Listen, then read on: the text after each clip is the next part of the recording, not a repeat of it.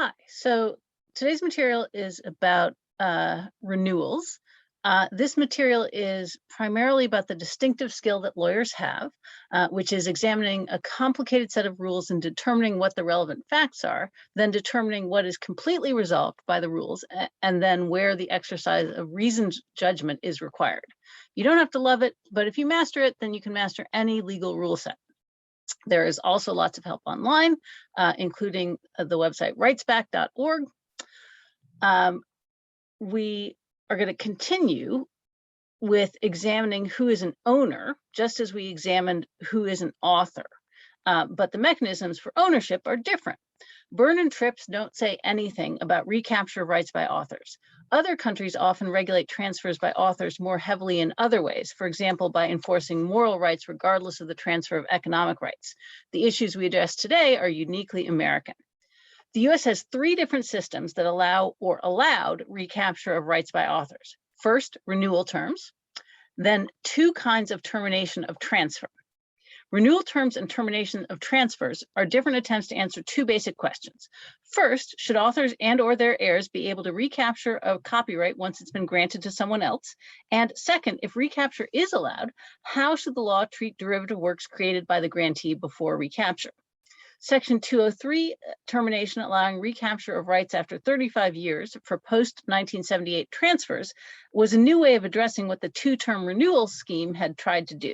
Section 304 then came about because Congress recognized that as long as it was tacking years on the end of a copyright second term, as an attempt to approximate life plus 50 and then life plus 70, it would be nice if authors and their heirs had at least a crack at getting those extra years. After all, the assignee, when obtaining the assignment, had no right to expect anything beyond the 56-year term that existed at the time of assignment. You can see in the contract cases the concern about giving licensees or transferees a windfall, and authors or their heirs were the more attractive beneficiaries of the extra time. However, at the behest of the publishing and distribution industries, this recapture was not automatic, unlike previous attempts. Having created the termination tool for 203 purposes, it could be used for this different 304 purpose of recapturing the term extension years. So let's take a closer look at renewal terms. Because the dual term applies to works created before 1978, there will be renewal terms until the year 2072. That is 95 plus 1977. The last renewal terms began 28 years after the last first terms began, which was 1977. So the last renewal terms began in 2005. Under the 1909 Act, the dual term provided for a reversion of renewal rights to the author contingent on the author's survival to the renewal term, and a reversion of renewal rights to the author's statutory heirs contingent on the author's failure to survive. You may recognize these from property law as an author's reversion paired with a contingent remainder in the heirs. The author's heirs are determined by statute. Disinheritance by the author didn't work if the author didn't survive until the renewal. Attempted transfers by will can't defeat the rights of statutory heirs if the author dies before the renewal term begins, because the author only has a contingent interest until then. In other words, an author who died before renewal has nothing to will to anyone. And this pattern continues in the new mechanisms. If an author did bequeath a pre-78 copyright in its first term to someone, then the beneficiary owned the copyright through the remainder of the first term until the renewal term began, at which point the statutory beneficiaries took the renewal term. The heir to the renewal term in the first instance is the widow or widower, and after that, the children. If there's a widow or widower and children, it's not entirely clear how shares of the renewal term were to be split. And it also seemed that if a child predeceased the renewal term but left children of her own, those children took nothing. Based on experience with that uncertainty, Congress specified for the remaining recapture mechanisms how shares are divided when there's both a surviving spouse and kids. So for termination of transfers, half goes to the spouse and half goes to the kids per stirpes, which means divided up according to lines of descent from the author's children. An important practical question developed early on. Could authors transfer their renewal rights to publishers in advance of the renewal period? The court said yes, though an assignment of all rights was insufficient. The contract had to specify renewal rights. This wasn't good enough, of course. The author only had a contingent interest. So publishers began requiring the author's statutory heirs, such as existed, to sign the contracts too, assigning their renewal rights. But that's not good enough either, for reasons that may be familiar to you if you studied the rule against perpetuities. There was always the possibility that the ultimate widow or widower might be a different person than the spouse who signed the contract. There were also the possibility of new kids. So there was always some remaining uncertainty, even with a very clear transfer of the renewal term. The rule for 304 termination rights is the opposite of the old renewal rule. They are non-transferable and non-waivable in advance, but they disfavor authors and heirs in a far more important way, which clearly outweighs the benefits of non-waivability. Authors or heirs have to be paying attention. Transfers don't terminate automatically the way grants of only the first term did, or grants where the author died before the renewal term began. The termination rules also involve contingencies. The rights created by the statute vest in the author only if the author survives. They vest in the statutory heirs only if the author doesn't survive. And the grantee is also subject to contingency. The author and the heirs don't hold a reversionary interest, if you like the old lingo, but only a power of termination. You can think of this, if you like, as similar to a right of entry in real property paired with an executory interest. The copyright reverts to the author or heirs only if they choose to exercise this power, and that means they have to know about it and time it right. William Patry, who wrote one of the significant treatises in copyright, has commented, "It's difficult to overstate the intricacies of these termination provisions, the result of which is that they are rarely used, no doubt the result desired by lobbyists for assignees." So if you recall, renewal used to be required instead of automatic. So relatively few works were renewed after 28 years. One study of older terminations found that approximately 0.72% of works that were renewed, that is, works that had already had economic viability 28 years after publication, which is already a small set, only less than 1% of those were subject to termination. 92.6 of the 304 terminations on record were of musical works, and many of the remaining ones were Superman works, which we'll talk about in class. Now, did this pattern continue for post-78 works? Those works have a unitary term, so they're governed by 203 and its 35-year rule. More recent work suggests that there's a 203 termination filing rate of about 1% of post-78 registrations. 66% of those are musical works, 31.3% of those are sound recordings, several hundred popular books, and a handful of works of visual art. There is an important caveat. Some rights reversion, especially that involving books, may happen without formal filing with the Copyright Office, usually as a contractual matter. But it does seem that termination of actual outright transfers is quite rare. Even a company with as diverse and large a catalog of copyrighted properties as Warner Brothers has only received 65 termination notices since the late 1980s, roughly 3 termination notices a year. Termination notices filed for sound recordings are often contested by the record companies because of questions surrounding work for hire. Even when they're used, there are many opportunities to err and lose the termination right. For example, the most recent study found that a substantial number of termination notices didn't list the effective termination date. That can render the notice invalid. When it is used successfully, it can be worth hundreds of millions of dollars, or at least millions of dollars. The comic book copyrights in litigation now are in the hundreds of millions of dollars range. The amounts at stake tend to justify litigation over tiny errors or arguable errors. So some relevant dates for termination that you need to know. First, the date of vesting is the date when notice of termination is served. It's not the first day on which it may be served, but the day it's actually served. This matters in the not uncommon situation where a person entitled to terminate serves the notice and then dies before the termination becomes effective. That's a real risk with older authors and with the long notice window of up to 10 years. So vesting matters. Second, the termination periods under Section 203 are computed from the actual date of the grant. Under Section 304, they are computed from the date copyright was secured. This is a headache, but it is connected to the policy justifications for each rule. In the case of 203, the justification is getting the rights back after the publisher has had 35 years to exploit the work. And in the case of 304, the rationale is to give the author or heirs a chance to reap the benefits of term extension. I want to show you some aspects of one significant case to highlight how difficult these questions can be. So the works at issue are various Superman copyrights, where there was a big issue about compliance with the requirements, as well as issues with termination of transfers, where the work transferred might itself have been a derivative work. In 1938, Jerry Siegel and Joe Shuster, two young men from Cleveland, signed over all their rights to the Superman character to DC Comics for $130 and vague promises of future work. Most of their subsequent work, including most work on Superman, was work for hire, but not the very first Superman comics, which were created before they were sold to DC. Absent from Action Comics Volume 1 was any reference to some of the most famous story elements now associated with Superman, such as the name of Superman's home planet, Krypton. Many of Superman's powers that are among his most famous today did not appear, including his ability to fly, his supervision, hearing, heat vision, and key villains like Lex Luthor. Siegel and Shuster tried unsuccessfully to regain ownership of Superman. They were successful in receiving some additional compensation through state contract litigation in the 1940s.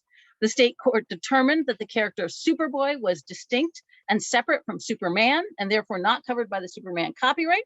The transfer of rights in Superboy and all related elements took effect as part of a settlement following that litigation in 1948. Then in the 70s, DC Comics agreed to pay the then destitute and bitter Siegel and Shuster modest pensions and resumed giving them credit on screen and in print as the creators of Superman.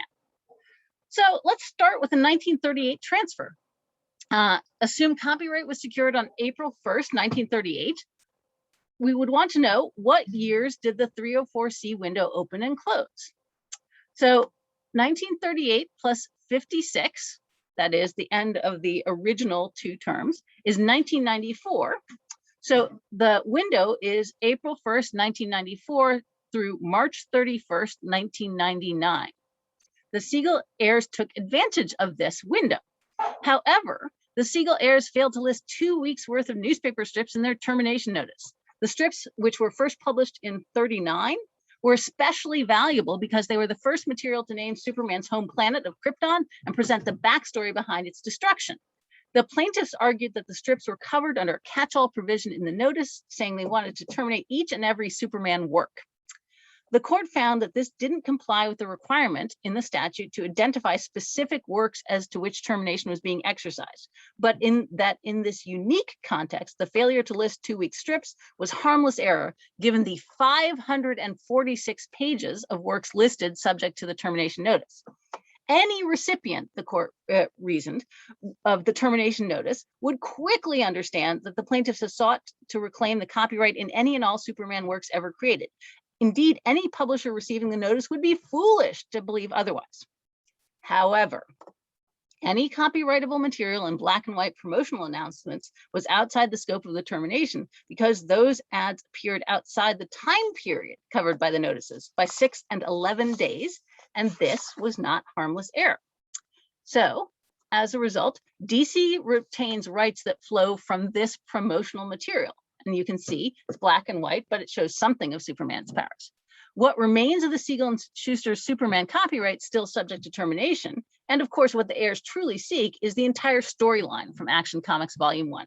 Superman's distinctive blue leotard, red cape and boots, his superhuman ability to leap tall buildings, repel bullets, and run faster than a locomotive, none of which is apparent from this announcement.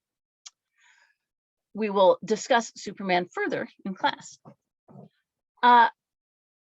I want to introduce finally the effect of losing the renewal term versus termination of transfer on derivative work specifically.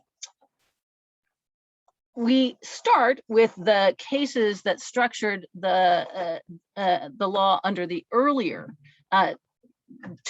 dual term system.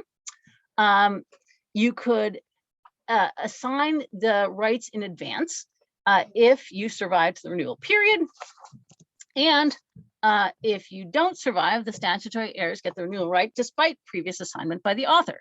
This result seems mandated by statute, But the Second Circuit made a different rule for derivative works because it seemed so unfair that if the author didn't survive, nonetheless, the transferee could continue exploiting derivative works created during the term of the grant. And this came to a head in Stewart versus Abend, featuring It Had to Be Murder, a story that became Rear Window, directed by Alfred Hitchcock, starring Jimmy Stewart and Grace Kelly. So there's a huge contribution of creativity, money, and effort by the studio. Abend is an investor with no relationship to the author Woolrich or even to the larger estate. He just purchased the right to sue. He demanded 50% of the profits, and this demand gives him the ability to lock up the derivative work in which Abend has no independent rights. The Supreme Court says that may seem unfair, but that's the statute. The author is entitled to suppress his work if he wants. The studio no longer has the rights required to exploit the derivative work, even though it owns the copyright in the derivative work. What is weird about the Supreme Court's reference to authorial rights, of course, is that Abend is not the author. This is not a moral rights issue. Plus, Rear Window is also a work of authorship, and it is also being suppressed against the wishes of its author. So there are author versus author conflicts here. The Ninth Circuit responds, we can fix this by changing the remedy. We will order a reasonable royalty, and we will not order injunctive relief. Under the Ninth Circuit's rule, which the Supreme Court approves in dicta, the ultimate result is similar to the statutory termination of transfer rules, except that the owner of renewal rights is entitled to a royalty, whereas under the termination of transfer provisions, the author is only entitled to whatever the contract provided for. If there were no continuing royalty payments required in the underlying contract, then the owner of the rights to the derivative work can just keep using it, even post-termination, without paying any more. After 1992, renewal filings were unnecessary and the renewal term began automatically, but Congress also provided that if the author or statutory heirs didn't file a renewal, then the proprietor of a derivative work could continue to use the work under the terms of the initial grant. Only if the author or heirs affirmatively filed a renewal after 1992 would you get the Stewart result. This isn't a particularly author-friendly result, but it is awfully helpful for motion picture companies. You might reasonably ask, why am I going on about renewal terms? The last 28 first-year term began in 78, and the last renewal term began years back. So why should we care about this in class? There are two reasons. First, you really need to understand the history to have any sense of why 304 works the way it does. Second, there are a lot of unexploded bombs out there, works whose author died during the first term, but no one noticed and the publisher kept using the work. It's not a derivative work, but the work itself that they kept using. Those copies are infringing. The 1992 change does not affect that rule, nor does the 1992 change allow publishers to make new derivative works based on an existing one. This possibility is worth keeping in mind when you're dealing with an older work. The last thing I want to mention is a couple of other mechanics of transfers to set up the final topic of the day's class. 204 says it's a statute of frauds. There's a writing requirement for transfers or exclusive licenses of any of the exclusive rights. Under section 205, recording is not required, but recording does provide benefits. If you did land recording in property, you should recognize the system as a race notice system. A bona fide purchaser without notice of a prior transfer who records will prevail over a first transferee unless the first transfer was properly recorded. There is a live dispute over whether state registries are more appropriate places for recording as they are for other intangible assets under the UCC. The annoying but best advice is to actually use both the federal copyright register and state recording systems. In addition, non-exclusive licenses in writing signed by the owner also prevail over conflicting transfers if the license was taken in good faith and without notice before a conflicting transfer was recorded. So this one is a variation of the notice regime. Non-exclusive licenses get this different treatment because a non-exclusive licensee does not have a recordable interest. So it would be pretty unfair to penalize them for not recording. And they don't completely destroy the rights of the conflicting transferee, so they get different treatment. So we'll go much deeper into all of this in class, and I will see you then.